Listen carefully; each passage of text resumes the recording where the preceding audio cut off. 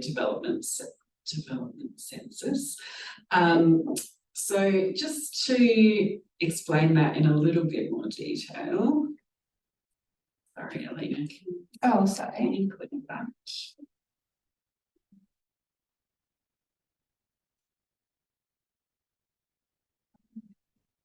Can you just click to the next for me? Thank you. Thank you. So the funding for the grants comes from the WA Department of Education's AEDC budget, and the Department of Education acknowledges that that funding has come from the Australian government to assist with the local government grant program. The Department of Education has provided those funds to the Department of Communities, and the Department of Communities will be running the grant process. So when you're applying for the grant, you're applying to the Department of Communities, and the Department of Communities will be the ongoing grant managers if you're successful. But we are working very closely with the Department of Education and also with WALGA in making decisions about the grants and in managing the grants once they're issued. I also just wanted to provide some background on early years networks. If you've had a look at the grant guidelines document, you will have noticed that early years networks are mentioned there, and I know that some of you might not have had any contact with early years networks so far. So we have about 40 early years networks across the state. We certainly don't have early years networks in every local government area in WA, but the networks are collaborative, place-based forums, and their focus is on improving outcomes and wellbeing for children and their families in that early years space. So those networks bring together anyone in the early years sector to share information and deliver on collaborative projects. Our early years networks are chaired by local and state government representatives, community organisations, or in some cases volunteers, so they're very diverse. And the networks really vary from simple information sharing networks all the way up to more kind of comprehensive collaborative networks that are working on collective impact projects. Everything that they do is informed by the AEDC data, which Gail will talk about shortly. And the Department of Communities, so part of my role is to support those networks. So we provide templates, guidance, training, and opportunities for networks to connect with each other. And so part of this grants process, the grant guidelines mention that it would be great if the successful applicants were to either join an existing early years network or set up a new early years network if there's not one in the area. So if that is something that you're interested in, if you're not sure if there's an early years network in your area, you're very welcome to reach out to us and we can let you know if there's already one or not. But if there isn't, we can help you with setting up a network. That's part of our roles. We have lots of templates and information and experienced early years network chairs who would love to talk to you about that. And if there is a network already, then we'd really encourage you to join that and be a part of it. All right, I'm going to hand over to Gail now to talk to you a little bit more about the AEDC and what that means. So I'm going to move that. Hi everyone, great to be here, and I can see lots of familiar names and faces, so it's great to see you interested in this initiative, and I would like to personally acknowledge the work from Communities and WALGA. Without their support, it would be very difficult to have such an initiative up and running. So the three of us working together, it is a fabulous way of working in this state, and we look forward to working with local governments to implement the AEDC Local Government Grants Program. So while I know, and I know there's lots of familiar faces online today, and many of you will be familiar with the Australian Early Development Census, or the AEDC, I'm also very mindful that there may be people online who are not familiar with the AEDC. So there may be some repetition here for those who are familiar, but we want to make this process fair and equitable for all, so everyone has a fair understanding of what the AEDC Local Government Grants Program is about. So today, just over the next 10 to 15 minutes, I'm going to talk a little bit about the ADC, how to access the ADC data, what the ADC data is telling us about children living in Western Australia, influences on children's development, and why the ADC is important for local government and how local governments can use the data. So many of you are very aware of the research that emphasises the importance of the early years.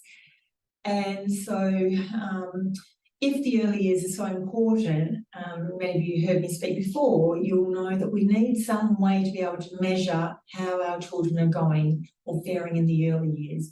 And the ADC, an evidence-based instrument, provides us with the opportunity to monitor and measure how children are going in those early years.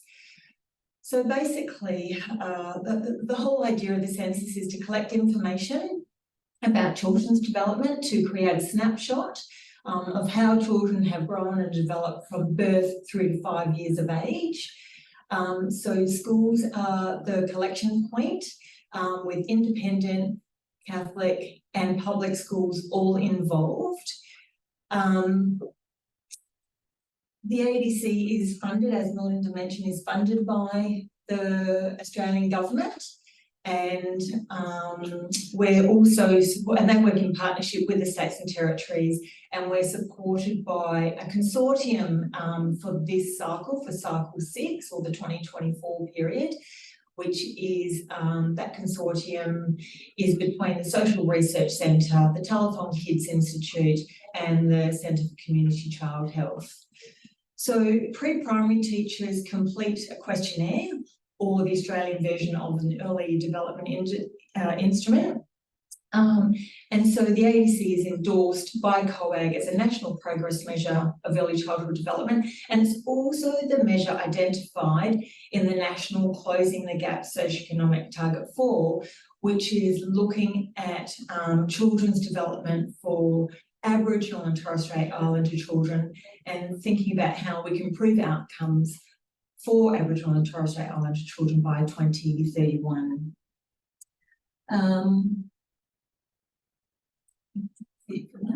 So what we're measuring is children's development across these 5 developmental domains: children's physical health and wellbeing, their social competence, their emotional maturity, their language and cognitive skills, and their communication skills and general knowledge. So what we do is we measure the proportion of children who are developmentally on track, those that are developmentally at risk, and those that are developmentally vulnerable. We also use these 3 summary indicators: on track on 5, developmentally vulnerable on 1 or more domains, and developmentally vulnerable on 2 or more domains. And those summary indicators provide an overall picture about how children are developing. So I'm using my notes here. I actually find it really hard. People heard me talk, I find it really hard to actually talk to a PowerPoint instead of seeing faces on the screen. So following each data collection, the results are reported at a national level, at a state and territory level, at a local government area level, and also at a suburb level. So basically, the local government area on the website will be reported as a community, and a suburb will be identified as a local community. So I think I mentioned, yeah, while schools are the collection point, the results are reported at a group based, while schools are the collection point, the results are reported at the group level based on the communities where children live, not where they go to school.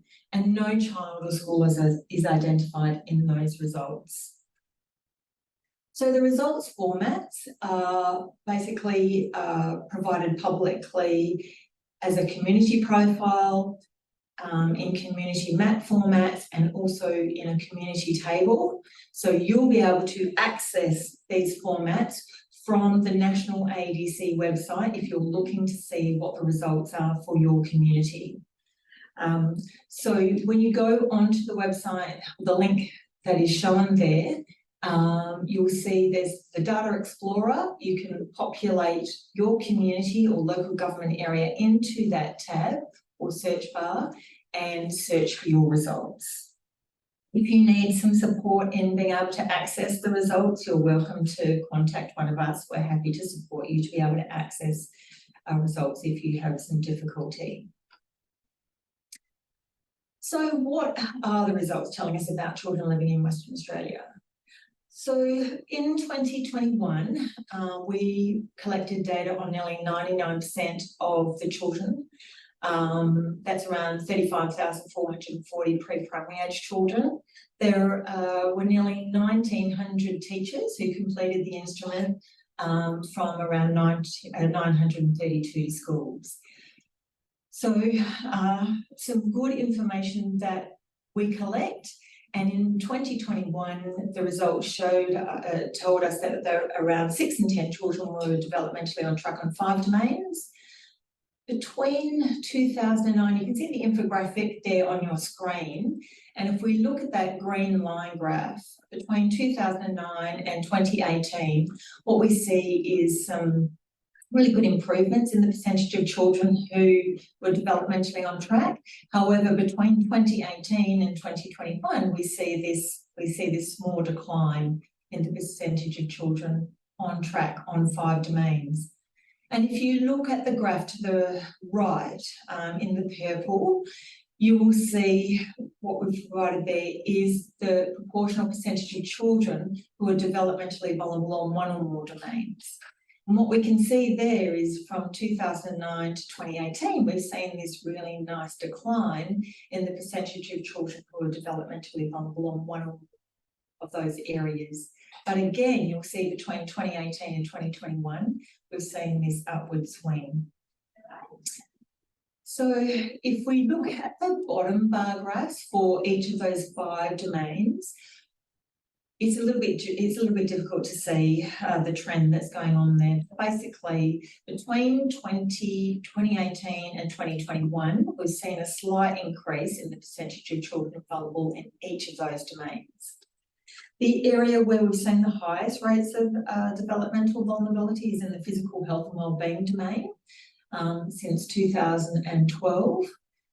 And overall, we could say that the language and cognitive skills has shown the largest positive shift from 2009. Although you will see from 2015, we're seeing this slight but gradual increase. We see a higher percentage of children who are developmentally vulnerable in disadvantaged and remote communities. So when we look at the more detailed results for Western Australia, this graph shows you the levels of developmental vulnerability by local government area. So each of these bubbles on the screen represents a local government area, and the position of the bubble on the y-axis lets you know the position based on the percentage of children developmentally vulnerable, and then the position of the bubble on the x-axis is based on the CEFA score. Now, the actual size of the bubble represented there provides the number, basically the number. So the bigger the bubble, the bigger the number of children who are developmentally vulnerable. So this slide, while there's lots of local governments represented there, not every single local government is represented there, either because we didn't have enough data to report the results, or just because there are 141 local governments, and putting them all on the graph just congests it too much, and we don't always get a clear picture. But hopefully you can see the results for your local government represented there. And really, I think what this slide demonstrates is that we see vulnerability right across the state, regardless of the geographic location and regardless of the demographic or economic status of a community.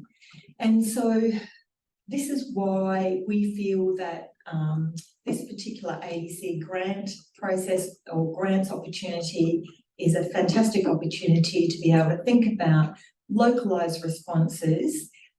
You know your communities best, and you know the responses that are required to be able to support parents and children to ensure that children get the best start in life. So this graph here, this slide here will be very familiar to many of you. It's based on the Bronfen-Brenner model, which lets us know that communities play a really important role in influencing how a child will develop. So we know that children live in nested layers of the community, and I suppose the most direct influence on a child is their family, but we know that families are directly influenced by the socioeconomic status of the community, the socioeconomic position within community, but also the policy and political environment. And so we don't want to be starting with children. The starting place to be able to support the best outcomes for children is ensuring that we have the right services and systems in place to be able to respond to the needs of families and children. So,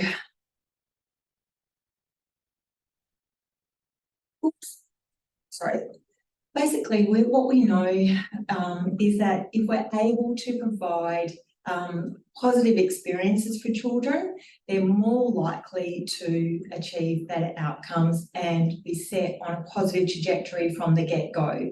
So we know an accumulation of positive experiences for children is going to set them up for a good start in life and be able to help them move through the school system into the workforce and hopefully a satisfying life. So the sorts of things that we know they're going to help children and families are where children are living in family-friendly communities supported by child-friendly policies, where children are serviced by high-quality services, where the built environment is positive and equitable for families and children, where there are good transport systems that enable them to access services that they need to be able to access, affordable housing, good nutrition, health and exercise. Things like local libraries, the Better Beginnings program, baby rhyme time, all those sorts of things which are delivered in many local governments all provide great opportunities, good experiences that put children on a good trajectory. And we could say that those good experiences are protective factors that enable them to get that good start in life. But we know then the flip side is that children sometimes don't have the experiences that we want them to have, and then they don't necessarily, well, it can basically set them up to be developmentally vulnerable. So, and it might not be just one risk factor that put them at risk of being developmentally vulnerable, but we know that when there's an accumulation of those risk factors, that means that, you know, it could put them at higher risk of that vulnerability. So things like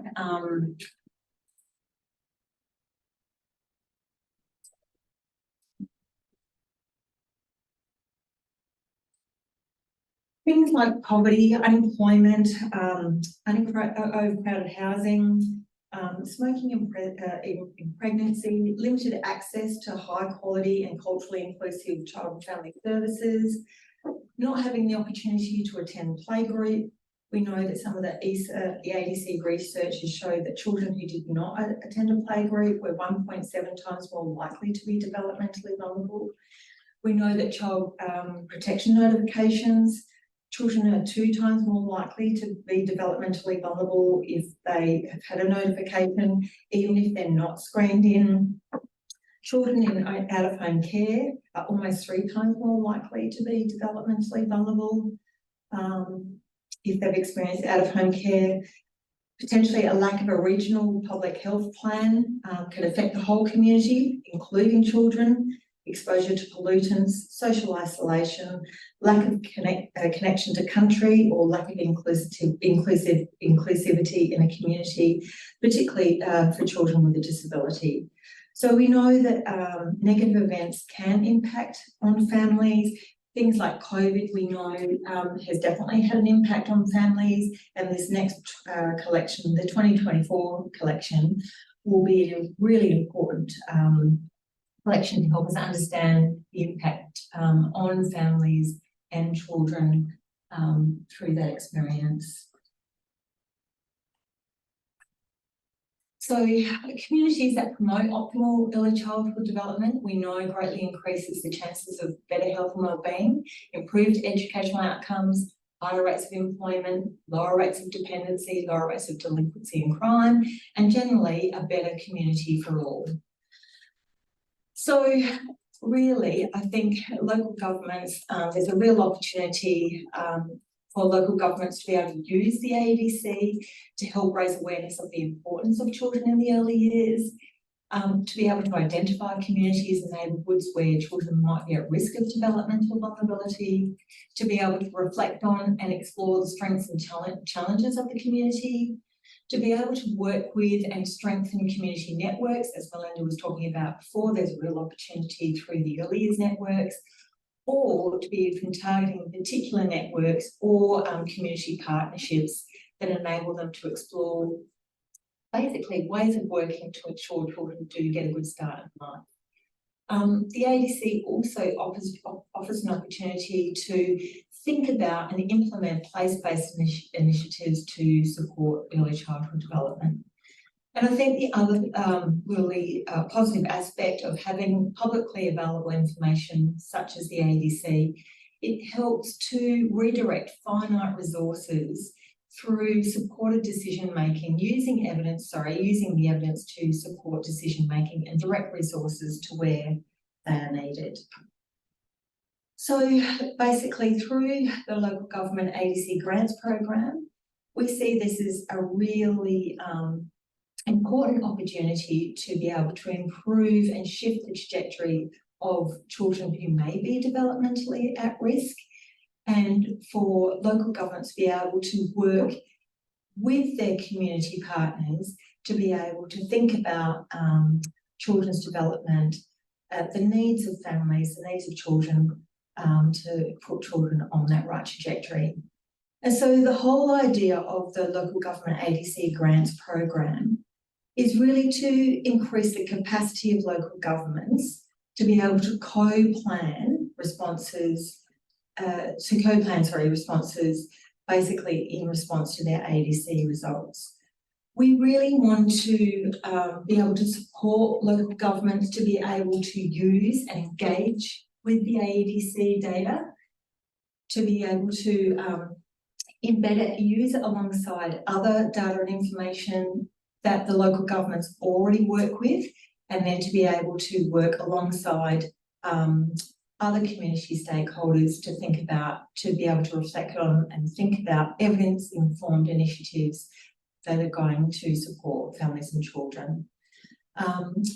The ultimate goal obviously is about improving outcomes for children, but through this grants program, we really want to support families and we want to be able to support local government to be able to use this particular tool alongside data and information that they already are using to be able to implement initiatives that are responsive to the needs of families and children.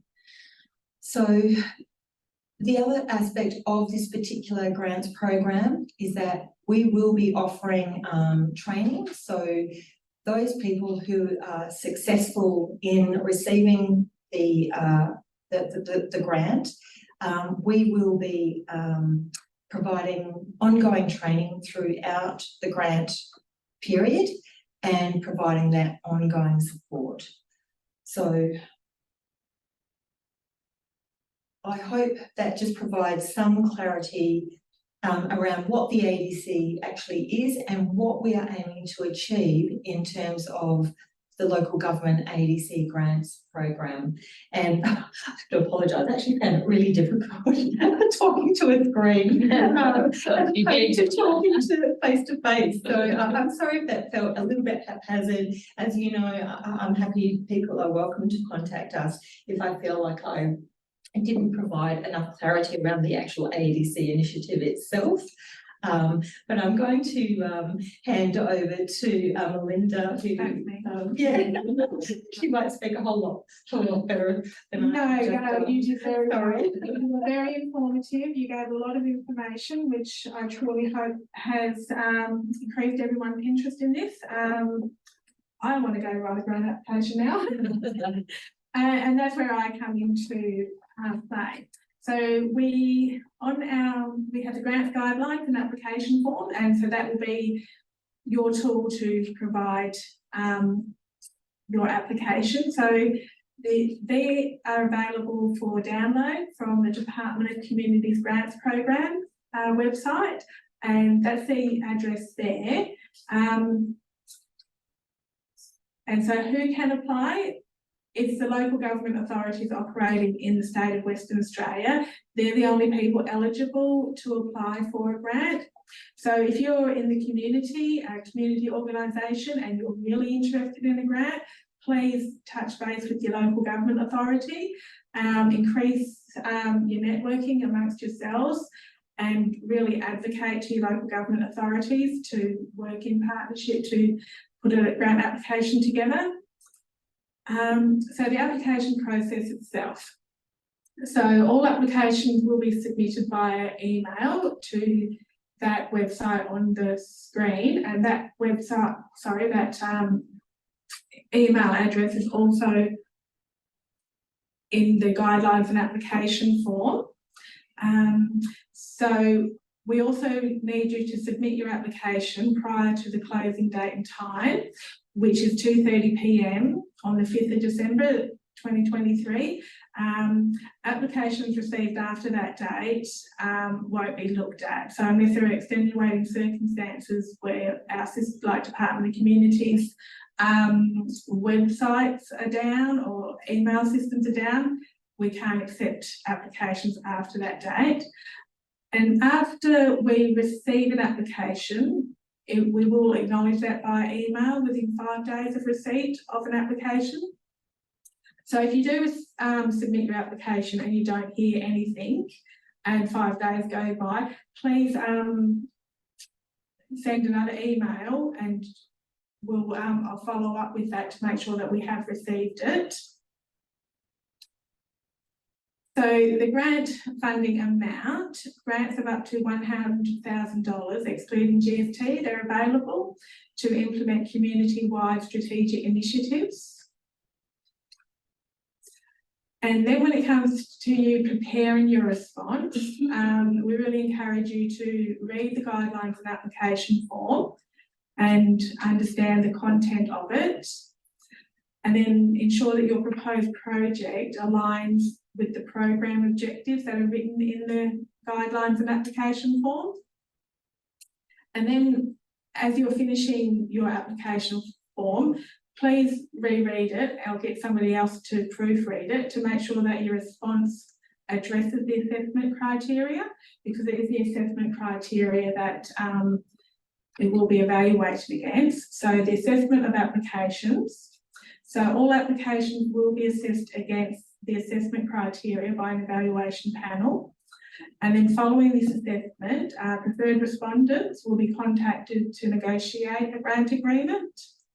And then on completion of the two above, all applicants will be notified on the outcome of their application. So if you need any help in submitting your application, please email the grants@communities.wa.gov.au and I'll be able to help you to get your application submitted. And then also if you have any other queries in general, send an email to that and we can work amongst ourselves to compile an answer to provide back to you, because we're here to support you. We want your applications and we want good quality applications. So there's a lot of help to provide in the community.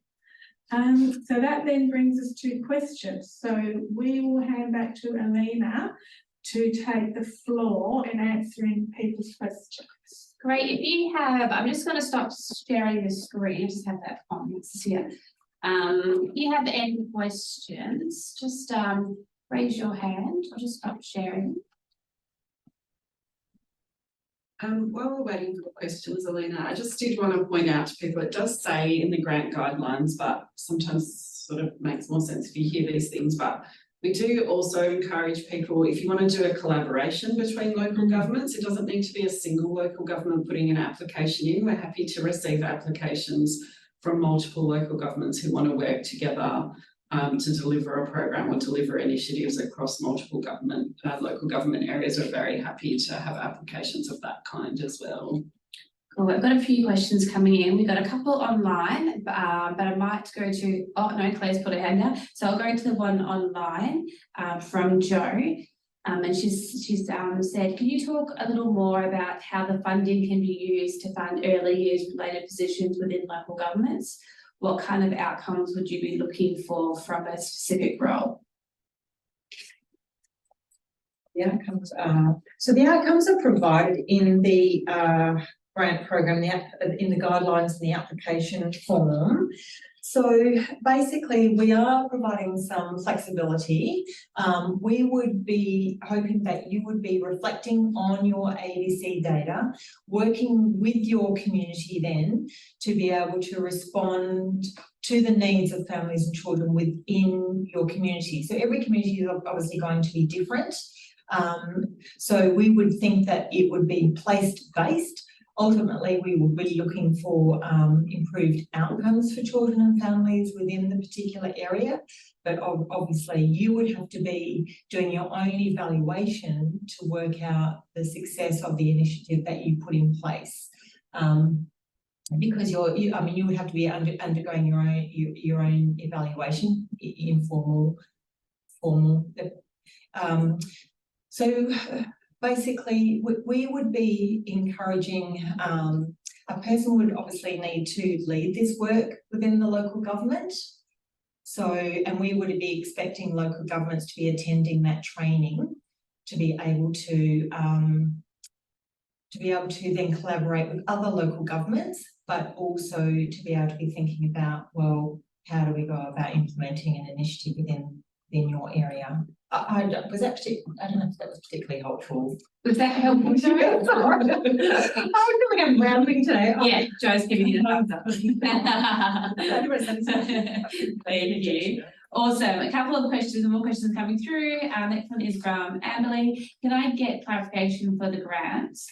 Is the 100K a pool of funding to be shared among LGAs, or project applications can be to the value of 100K? So we have a total of $900,000 for applications. So the maximum amount that you can apply for is 100,000.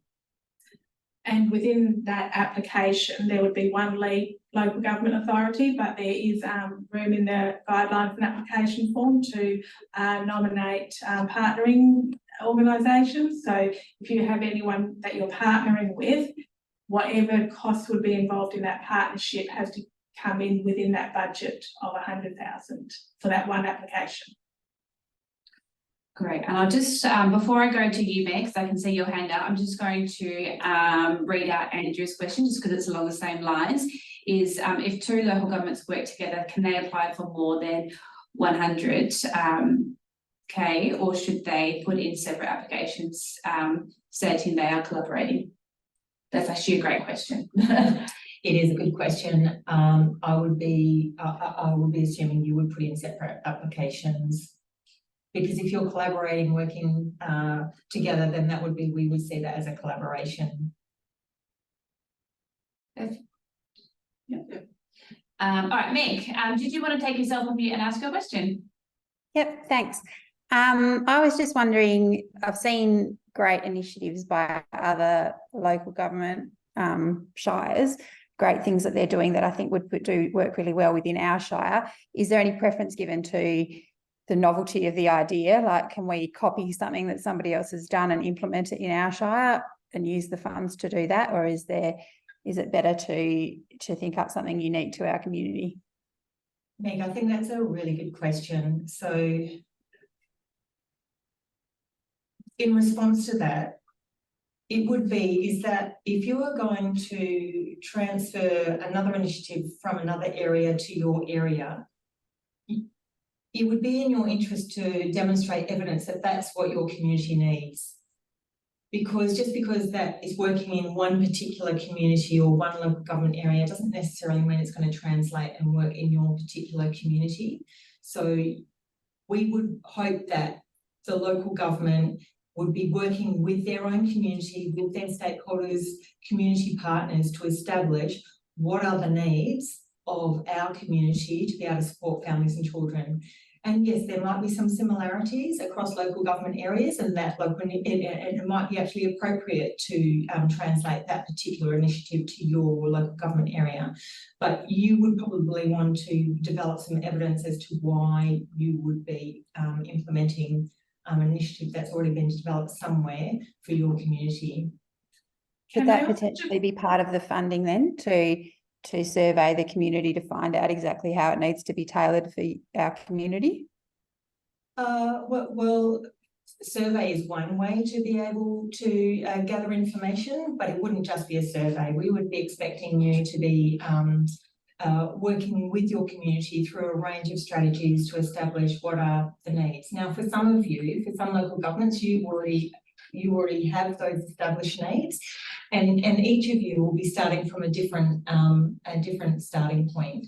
So, and we will actually be offering that in the training to be able to support you to be able to use the ADC data alongside other data to help inform what it is that you might want to be doing within your community. So you might not already have a pre-planned initiative of what you're doing, but you might want to be thinking about, well, how are we going to harness that evidence? How are we going to be, we want to know that you are working with your community, that you are going to be using the data to be responsive to the needs of families and children within your own area. That's for us, and thinking about that place-based position, because at the end of the day, you know, it's about shifting and supporting the local area or outcomes for families and children within the local area. Did you want to add to that? Yeah, I don't think, Meg, we aren't particularly looking for novel, unique ideas, but we're looking for the thing that makes sense in your community. That's our number one priority. So it's really about,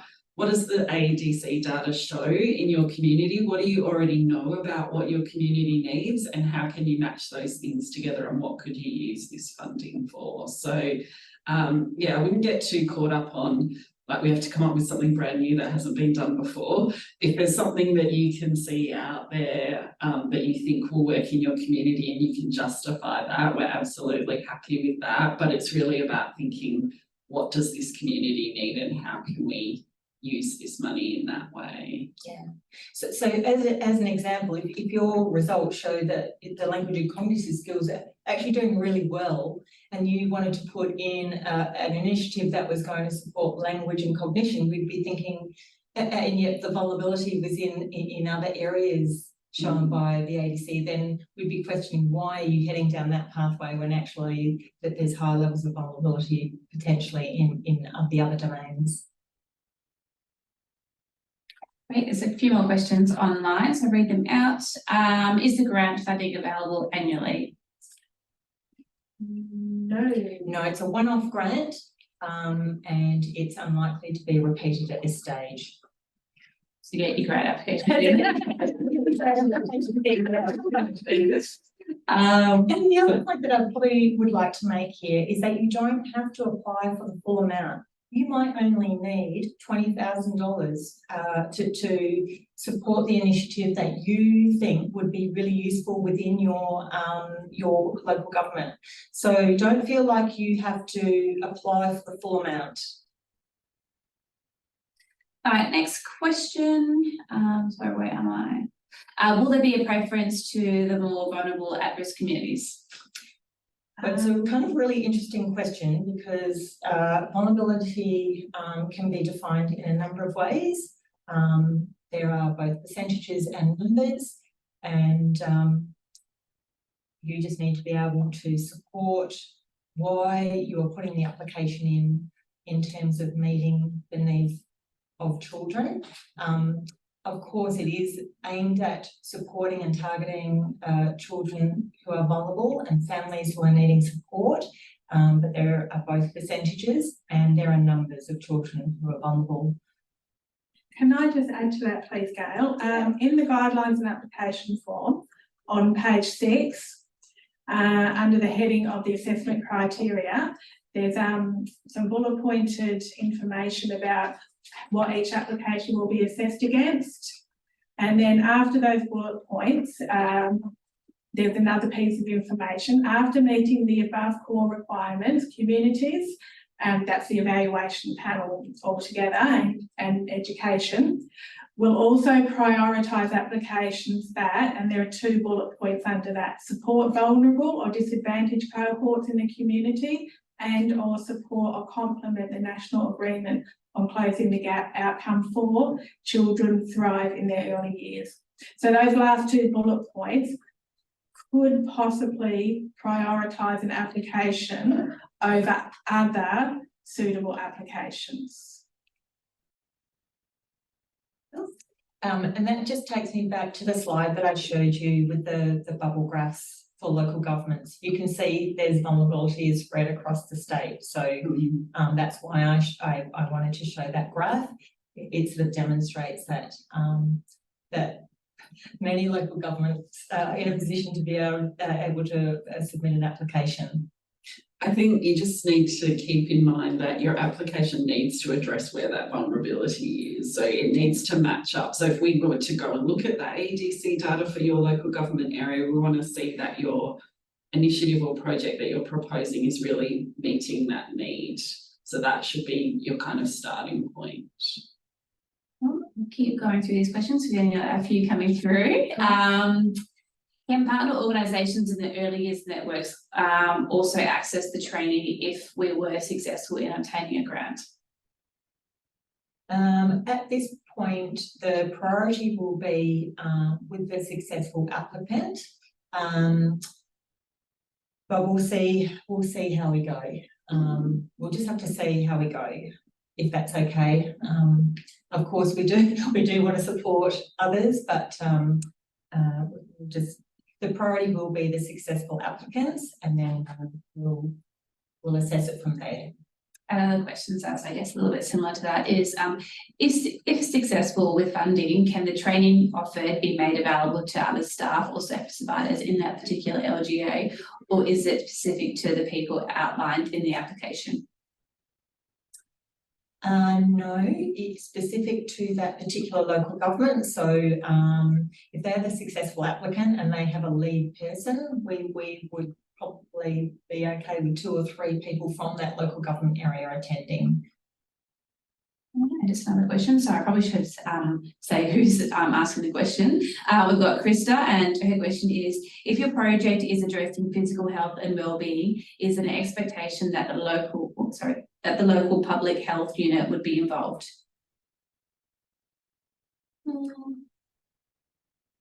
I mean, it's the local government that's the applicant. So of course we're going to be keen to see collaborations and connections with other work that's being done. But I think our focus will be on what is the local government as the applicant going to do in that space. Yeah. And how they are working with their partners. Yeah. We certainly don't want anyone duplicating anything that's already been done or not working in collaboration with things that are already happening in their community. But it will just depend on what is happening in your community and how that matches up to the vulnerabilities. Another question from Tamsin. We do not have an active early years network. Would our application be considered? Yes, absolutely. Yes, you definitely will be considered. You won't be jeopardised for not having an early years network. And actually, we encourage you to definitely apply, because it is about ways of working in community and supporting local governments to understand the importance of the role. So part of what we would offer in the training in that case would be some help to set up an early years network and get that happening in your community. And it might not be an early years network. It might not be. It might be something that's whatever's appropriate to the community and whatever's needed. would be the support that we can provide to you during the grant period. Yeah, so but you won't be penalised if you don't have an LES network. And a question from Jackie. Any insight on what the acquittal process would involve? This would be helpful to know when shaping a project to ensure relevant information is being captured along the way. The acquittal process, okay, I can help you with that. So the successful grant applicants, and there'll be a grant agreement negotiated, and within that grant agreement there will be reporting requirements. So and also within the grant agreement there's a definition of acquittal and what it means for that grant agreement. And basically what that is at the end of the grant term, when the organisation has submitted to communities all the requirements that are listed in the reporting requirements and they've been assessed as being satisfactory, that's what acquittal is. And if there's an acknowledgement from communities to the organisation that it is all satisfactory. And in general, we usually create an acquittal form which covers off some questions and answers to provide information, including financial arrangements for that.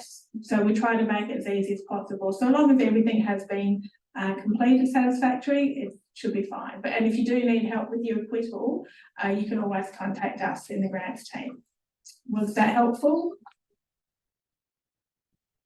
Or was there any more information needed in acquittals? There was just another question in regards to acquittals. Will acquittals need to be audited? By whom? Audited prior to being submitted or audited by communities? Andrea? An acquittal needs to be signed off by a delegated authority within the organisation. So like someone like a chief executive officer needs to, and depending on the value of the grant agreement, grants up to $50,000 will require a statement of income and expenditure just signed off by your chief executive officer. But anything over $100,000, I do believe that it does require a higher level of sign off. But and that's all set out in the grant agreement. So when you get to that point of negotiating grant agreement, you can read all the terms and conditions, and if there's anything you need to talk through at that point, we'll be there to help. Great. I think they're talking about this needs to be budgeted for, so getting someone outside to yeah, that would come in under administration costs. That's fine to include anything that all costs covered for running the grant agreement, including the acquittal, would be part of an administration fee. So that's fine to. But you're saying it doesn't need an external auditor to come in to audit it. It could just be done internally within the local government authority. I can't think off the top of my head, depending on the value. I haven't seen an instance where that's being required, especially from this type of things. But I'll continue on with other questions, and we'll circle back to this, and I'll find an example grant agreement where I can share that. Is there a desire to see funding from external partners as well? So I think we're always happy if there's an in-kind contribution from the local government or a contribution from another partner or organisation. So if you were to apply for $50,000 and you also have a $50,000 contribution from someone else, we're very happy to see that. All the questions that we've got so far. Anyone else have any other questions? Speak now or forever hold your peace. Yeah, I suppose just to really go back to the program objectives, just have a read through those. I think that's important just to help you think about your application. It is in direct response to your ADC results and the needs of families within your communities, and it is specifically about thinking about place-based responses. So I think that's probably that's some of the key points that we want to see a response that is localised, that meets the needs of your families and children. And if we finish with that question. Got one more, that's good, but you can go. I've found the information about the financial reports. So where the grant amount is valued at $100,000 or more, GST exclusive, financial statements are to be certified by the chairman, CEO of the organisation or equivalent, and certified by a professional auditor who is not an employee of the organisation, is registered as a company auditor or equivalent under a law enforcing Western Australia, or a member of the Institute of Chartered Accountants, the Australian Society of Certified Practicing Accountants, or the National Institute of Accountants. So yes, if it's over $100,000, it would appear that it needs to be signed off. I'm just in a Zoom. by I'm just in a external. Zoom form. So if people were to apply for $95,000, then they're exempt from that requirement. Is that correct? Because it's only $100,000 more. Yeah, the rate value. Oh yeah, so yeah, in this case, it's actually pointed that out first. No, I'm just putting it all together now.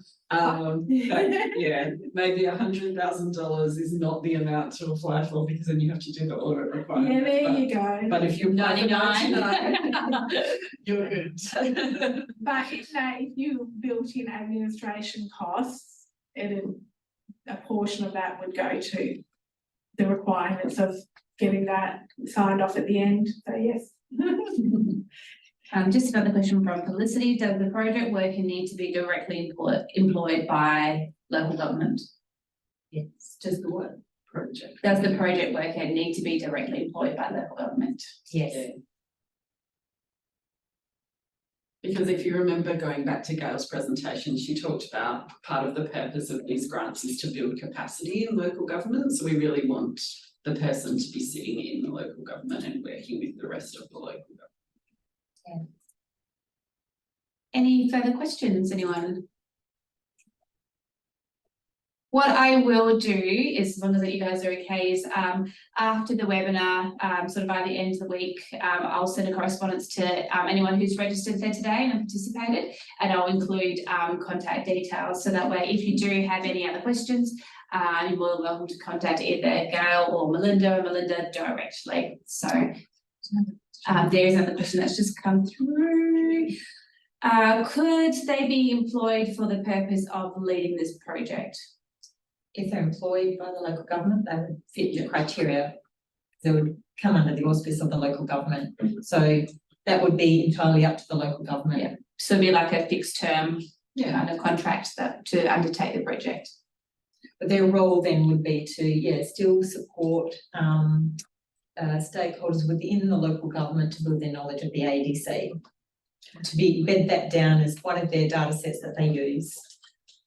Just have you got what can be used to show the